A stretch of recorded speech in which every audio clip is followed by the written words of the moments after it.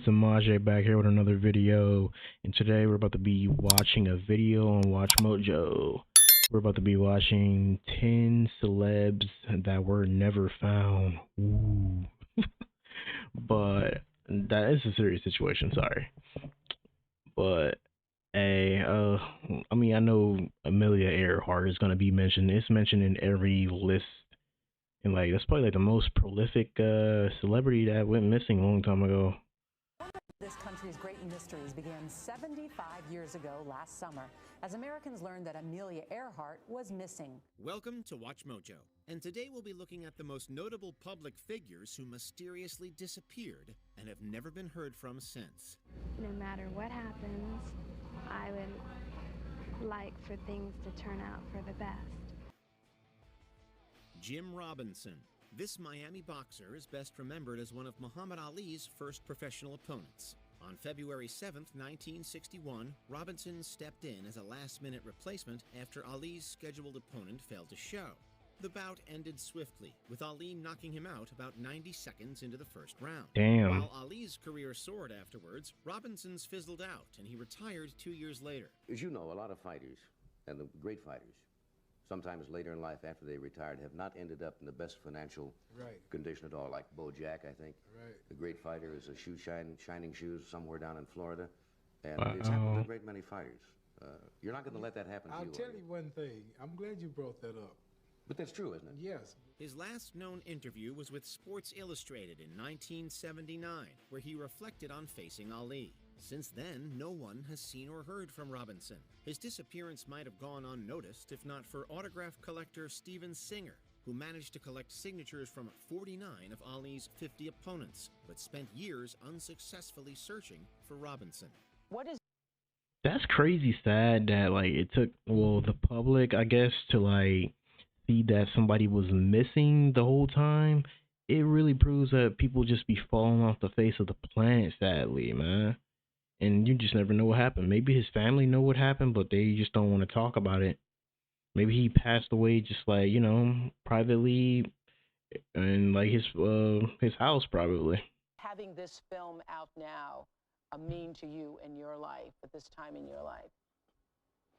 It means people who don't really know much about me, it'll tell them more about who I am. D.Y. Born Forrest Schaub, Canadian rapper D.Y. was steadily rising in the music scene during the late 2000s.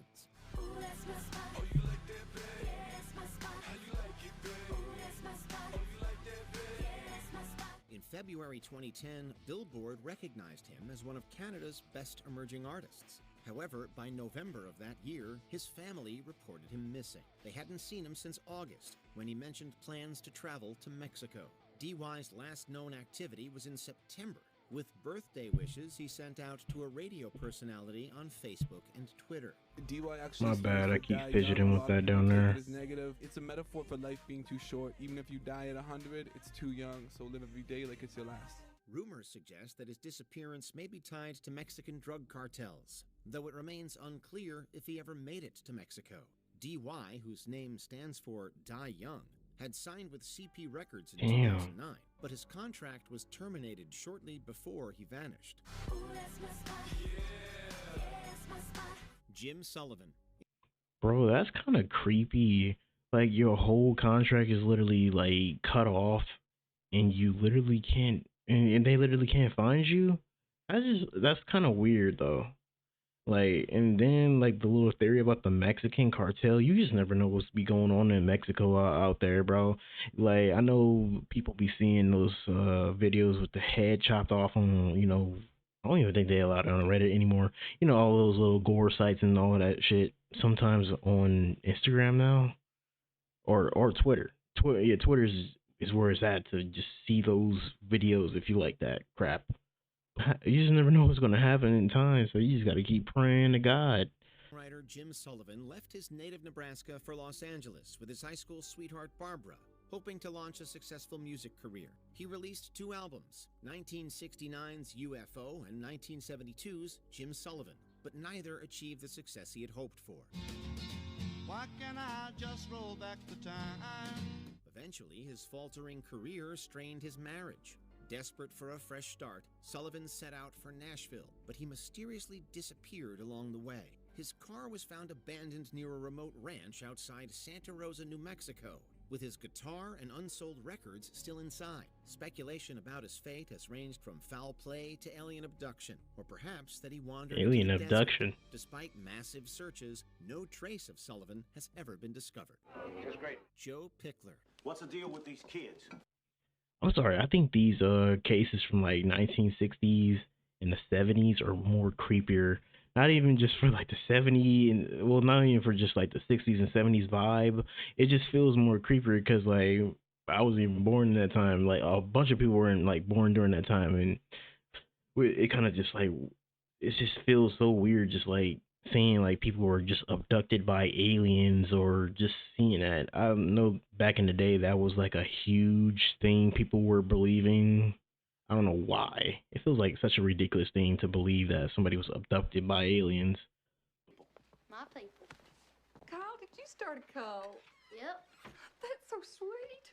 After starting his career at the age of 4, Joe Pickler gained prominence as a child actor, with roles in Varsity Blues and the Beethoven film series. However, he stepped back from acting in 2003 to finish high school in his Washington hometown. After graduating in 2005, Pickler plans to return to LA the next year, but those plans were tragically cut short. On January 5th, 2006, after spending the evening with friends, Pickler left for home, but never arrived. Just miles from his apartment, his family found his silver Toyota Corolla. It was parked in the back of a Bremerton Mexican restaurant on Sheridan Road and Wheaton Way. Police found a note buried in the car which contained poems and many troubling questions. Has anything ever been the same? His car was discovered days later, with a note in which he expressed feelings of disappointment, but no clear intention of self-harm. Although authorities suspect Pickler may have ended his own life, his family remains hopeful. I don't know if this might be the same dude, but like I feel like it might be because I think a long time ago I seen like a video or read something online about like a Disney star missing. I don't know if he was a part of it. He looks like the guy that was part of Disney and he disappeared. They presuming that he might still be alive, or just never know. Whether he walks through the door or he's carried to us, he has to come home. Tammy Lynn Leppert. Tammy Lynn Leppert had it all. She was a beauty queen, an accomplished model who was well on her way to a career in the movies. But in 1982, Tammy began to withdraw, growing increasingly paranoid, until finally she vanished. The 1983 film Scarface remains a cinematic masterpiece, but one of its lesser-known cast members vanished before it even premiered. Tammy Lynn Leppert, a beauty queen and budding actress, appeared in 1983's Scarface and Spring Break. She was set to move to Hollywood later that year, but mysteriously disappeared on July 6th. Tammy has already competed in more than 300 beauty contests. She has won the crown 280 times. She was very loving. 280 times? You know how beautiful you gotta be to keep doing that, and like, man, that's a record right there in itself. I really sorry that she went missing too. Kind. She was always smiling. You never saw the child when she wasn't smiling. As young as I can remember, she woke up with a great big smile, and the last thing I saw before she went to sleep was a big smile. The last person to see Leppert was a male friend who picked her up in Rockledge, Florida, but who left her at a parking lot after they argued. According to her mother, Leppert had shown erratic behavior shortly before. I'm sorry, I don't care how angry I am at like a significant other or just a friend in general. I'm not about to leave you in the middle of a fucking parking lot. That's just like fucked up. I bet he's regretting that now that she's missing all these years, because this nigga decided to be like a fucking hothead dumbass and leaving her in the middle of a fucking parking lot. Oh my god. Her disappearance, seemingly afraid someone was trying to harm her. And she said, Mom, what would you say if I told you somebody was trying to kill me? Since then, police have received calls from a woman claiming that Leppert is alive and pursuing a nursing career, but these claims remain unverified. if I had it all to do over again, I would go back and I hate it also that people have the time to do this. Call in and make like fake ass like phone calls saying like they found them. What is the point of doing that? These are like real grieving families that like really want to speak to their like family member again, and it's fucked up that people just make like and act like this is a joke. This shit ain't a joke. This is shit real life. Like they're not announcing this on the news. They're not announcing this and like or creating documentaries about this just for your entertainment. Considered a trailblazer of the singer-songwriter genre, Connie Converse's music went largely unrecognized during her lifetime. In the 1950s, Converse recorded a collection of introspective folk music in New York City. Disillusioned by her lack of success, she moved to Michigan in 1961, where she began working in academia. By the time she was 50, Converse was coping with depression and feelings of unfulfillment. In August 1974, she packed her belongings into her car, wrote farewell letters to her friends and family, and drove away, never to be seen again. The letters I've seen all have one sort of thing in common, which in effect is her need to get away to a new place and a new start, and that's what she was headed for. Her music was rediscovered after it was featured on a radio show in 2004, gaining her a cult following. You may think you left me all alone, but I can hear you talk. I feel like sad for people that just like feel like they need to get off and get away.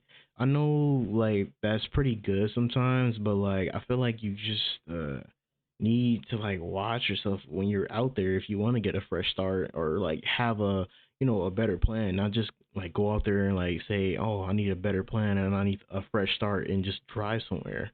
Bunny, with everything I see, talking like you. Bison Daly. Bison Daly was only in his early 30s when he accomplished something that most of us can only dream about.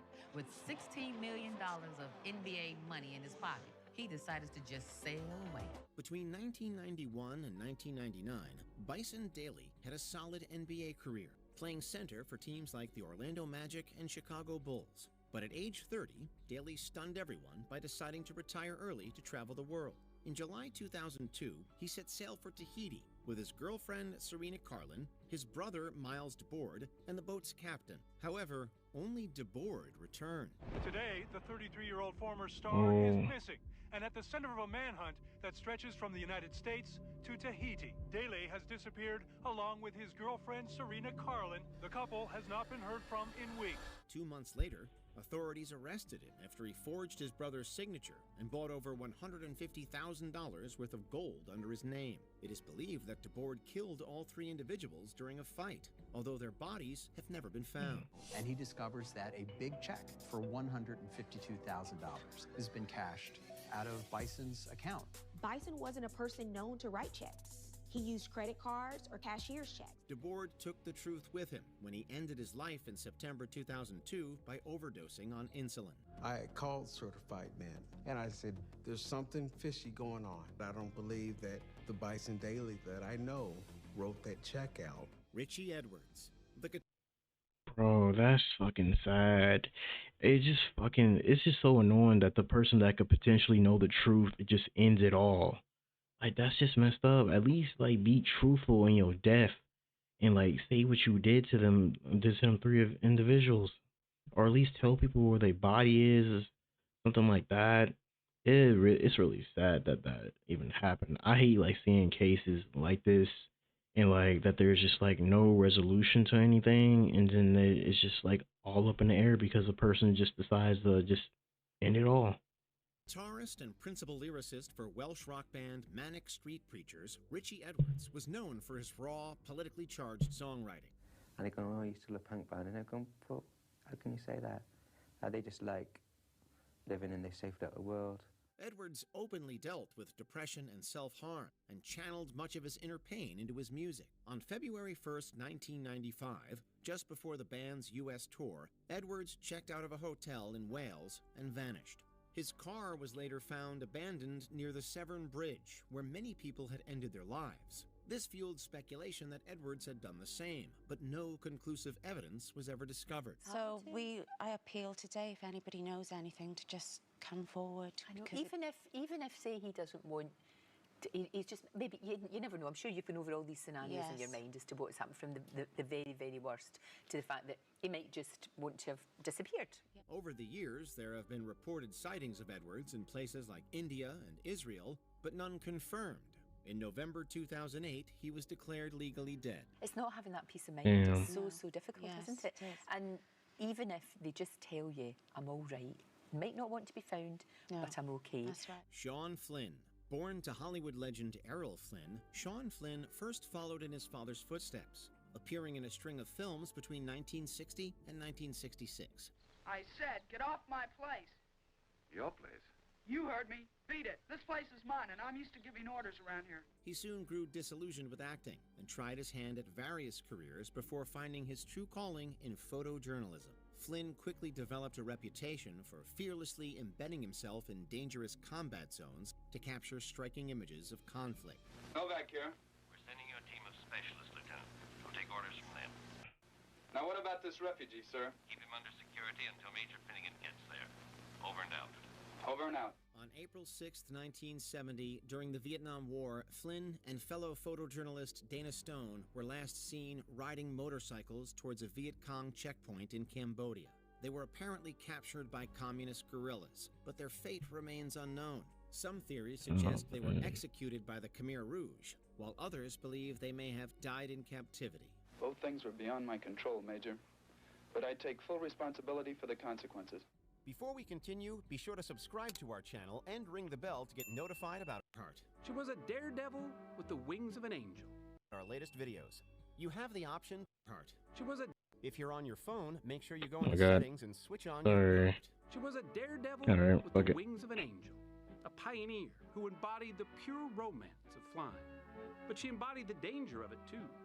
75 years ago, Amelia Earhart climbed into her Lockheed Electra and with her navigator, Fred Noonan, disappeared somewhere over the Pacific. This trailblazing aviator made history by becoming the first woman to fly solo non-stop across the Atlantic Ocean. This achievement catapulted Amelia Earhart into the spotlight, and she embraced her celebrity status, writing best-selling books, going on speaking tours, and even launching a female clothing line. But Rick Gillespie thinks in her effort to find Howland, she stumbled on Nicomaroro instead and managed to make an emergency landing, and then waited for the help that never came. It really sucks that this case was just like talked about like everywhere, and like people really do not know what happened to him because it was like all those years ago. People debate and debate and debate, and they just don't know. I mean, I guess she was presumably like dead, probably, but. Well, probably by now she's probably like gone, but like this case really sucks. Always wanting to break new ground, Earhart set her sights on her most ambitious goal yet, becoming the first woman to circumnavigate the world. However, on July 2nd, 1937, while flying from Lae, New Guinea to Howland Island, Earhart and her navigator, Fred Noonan, vanished over the Pacific Ocean. Maybe the answer to this 75-year-old mystery is indeed just off that reef, resting in 1,000 feet of water. Although it is widely believed they ran out of fuel and crashed into the ocean, no trace of the aircraft or their remains has ever been found. I know what's coming, Mr. Daly. I've always known.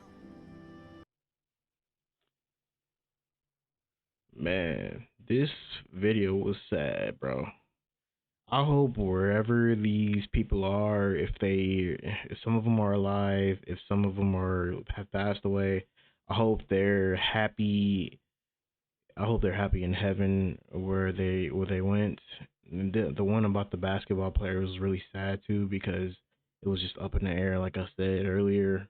But I hope, like I said, I hope they're happy wherever they are in heaven. If you guys like the video and you guys want me to react to some more of this content, just like and subscribe and comment below.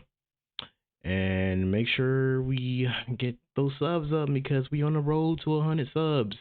But I'll catch you guys in the next video. Peace.